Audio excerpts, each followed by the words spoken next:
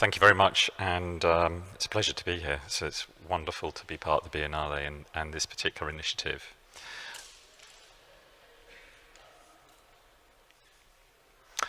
Before I start, I wanted to, or my colleagues wanted to say hello, ciao.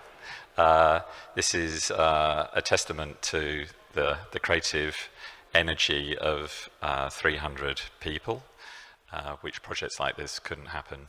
And we are headquartered in London, and we have studios in Los Angeles, Dublin, Edinburgh, and Manchester. So these guys say hi. There's actually 298 here, because two of us are here right now in Venice. So I'm going to start this with a big bang.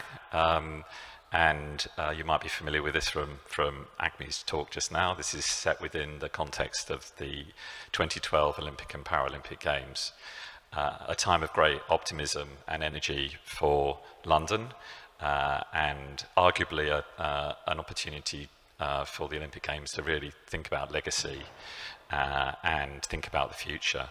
And our project's kind of set within that legacy. It's a pretty big project that sits in the northwest corner of the Olympic Park and consists of 6 elements. So a bit later on I'm going to go through each of those buildings with you and public spaces. So there's Canal Side, the Press Centre, the Yard, the Theatre, the Broadcast Centre and the Gantry. And essentially these were buildings that sat behind the velvet rope during the Olympic Games. So they weren't publicly accessible, and they weren't really kind of thought about in terms of their future use. So there were places where all the world's kind of press came together to file their reports or to kind of create digital content that was broadcast across the planet. The brief really from our clients was to develop an innovation campus for London's tech and creative communities. I really wanted to challenge everybody's misconception that architects are the sole vision creators for a project. And very briefly, these 4 people and a host of teams of hundreds of people that sat behind this project. And so from left to right, we have Gavin Paul, who's our client, who reluctantly said that he's not a developer, but he's learnt over the past 10 years that actually he is. Joy Nazari is the founder of DN & Co, Place Purpose experts, branding consultants. Tom Hostler is an amazing character who brought a kind of digital sensibility to the project, and myself and a whole team of people from Hawkins Brown. You can see the kind of buildings when we came to them. The Broadcast Centre in a minute I'm going to show you is it's kind of a big black box, and how here he sits right now. And the building in the top right-hand corner, you'll need to keep an eye open for, because it makes a guest appearance in a minute. And that's because the buildings are enormous. They're about 111,500 square meters, and 1 Canada Square can lie down inside of it. That was the building in the top right-hand corner. Or actually, 8 jumbo jets can sit comfortably inside, so it's kind of like a warehouse hangar of a space. We kind of coined it a ground scraper of a building.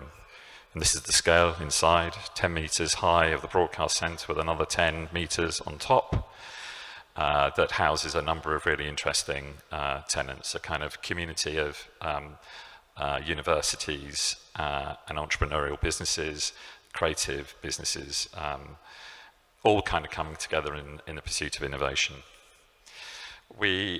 We took the context really seriously. We were much closer to a neighbourhood called Hackney Wick and Fish Island, a series of workspaces, factories and yards. And we wanted to create an invitation to those communities to participate in the work of, or the kind of community of Here East. This is a snapshot of the buildings that we found. Top left image is really interesting, called Fridge Mountain. It literally was a mountain of dead refrigerators. And the bottom right is a snapshot of part of the building, which we call the Gantry, which held all the air conditioning plant for the Broadcast Centre. As we were working through the project, somebody pointed out that there was familiarities to Cedric Price's the Fun Palace, which was originally to be set within the Olympic Park in Stratford. And which is really interesting about this project, that it's 10 years predates Richard Rogers' proposal for the Pompidou. Our inspiration is really broad and rangy, from things like MA1 flight jackets, ant farms, the work of Gordon Rather Clark, and Wilkinson's designs for battleships in World War I, a kind of disruptive pattern material that was painted on ships at that time.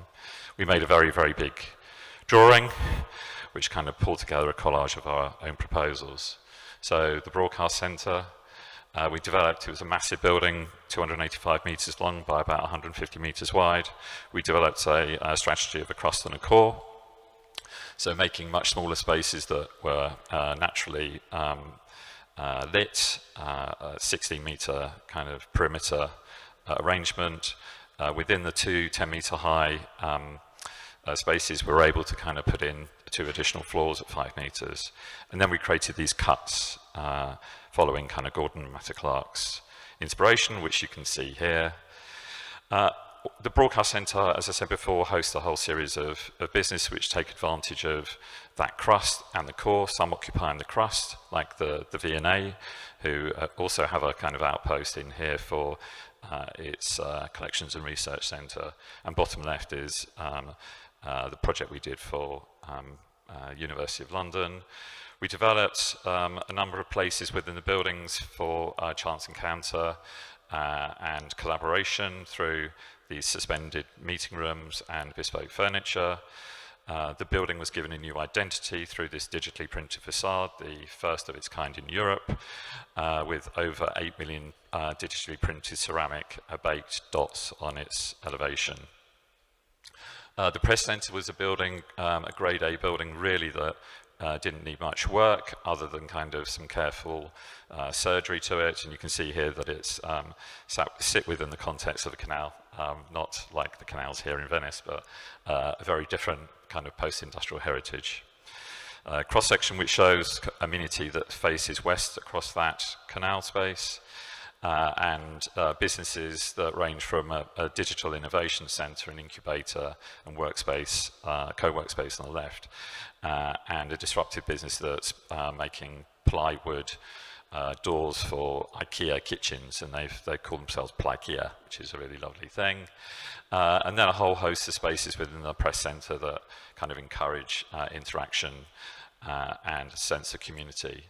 The yard is the space that sits between the two buildings. Again, a kind of external space for collaboration. It's the kind of handshake between the two of them. And you can see the Broadcast Centre on the left-hand side and how we kind of transformed it, getting a tin opener to the whole thing and unwrapping it as a facade. And here it is now. So you can see the immediate transformation, the idea that it gives a brand new identity, and sits very comfortably with the sort of big box icons of the Olympic Park. And it's a site for, as I said before, is interaction, a place where there's food stalls, food markets, pop-ups, yard spaces which UCL, School of Architecture and Engineering, kind of use as outdoor workspaces. And then finally, the gantry, which is the kind of poster child of the project. This is the support structure that was meant to be recycled, the support structure for all the air handling plants.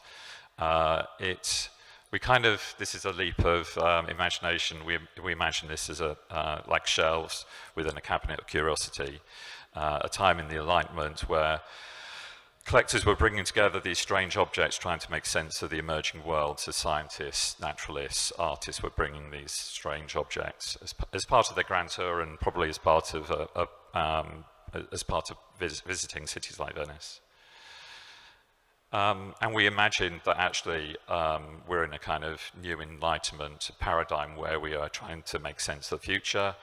And we decided that we would make a series of small structures that would be purpose for all those artists and craftsmen who are being sort of displaced from Hackney Wick as part of regeneration, and accept them here on the gantry.